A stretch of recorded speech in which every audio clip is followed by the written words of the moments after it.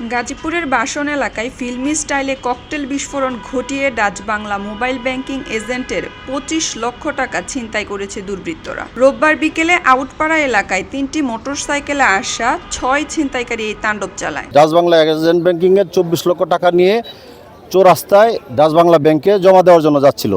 প্রতিমধ্যে এই ঘটনাস্থলে তাদেরকে ৩টা মোটরসাইকেল আইসা ঠেক দেয় রাস্তায় এবং ককটেল বিস্ফোরণ ঘটায় তাদের এই টাকাগুলি নিয়ে যায় মর্মে আমরা জানতে পেরেছি।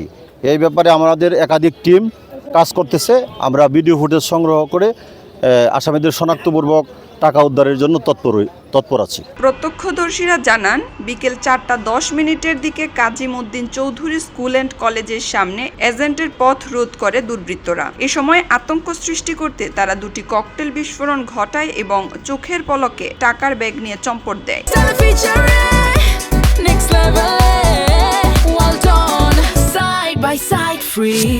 ছিনতাইয়ের এই ঘটনায় ভিকটিম শারীরিকভাবে অক্ষত থাকলেও প্রচণ্ড আতঙ্কে অসুস্থ হয়ে পড়লে তাকে দ্রুত গাজীপুর সদর হাসপাতালে ভর্তি করা হয়। খবর পেয়ে পুলিশ ঘটনাস্থল পরিদর্শন করেছে এবং জড়িতদের শনাক্ত করতে সিসিটিভি ফুটেজ সংগ্রহ করছে।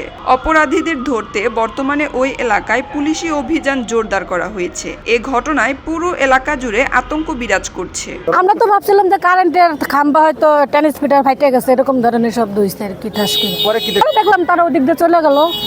মোটরসাইকেল ছিল নাকি? মোটরসাইকেল ছিল, হ্যাঁ, সবগুলাতেই এই পরা আর কি, হেলমেট পরা সবাই, কালো জ্যাকেট পরা সবাই। আমরা তাদের চেহারা দেখতে পারি নাই। মোটরসাইকেল নিয়ে ওই যে আসছে 2 জন, এর পিছে পিছে আরো মোটরসাইকেল আছে 2টা না 3টা, তাও আমি বলতে পারি না। এই পর্যন্ত দেখি ফাঁকা হাউস হয়েছে পরে আর আমি বলতে পারি না, আমি নিজেই তবদা লাগিয়ে গেছি। এমনি কোনো মারামারি কিছু কোনো কিছু হয়নি। ইনি মারছে 2টাই, পরে আবার সামনে যায় ওই মুড়ে যায় আর একটা মারছে, ওটা বড় করে আরো। এলো খবরের কাগজ, নিখাদ, নির্ভীক, নিরপেক্ষ।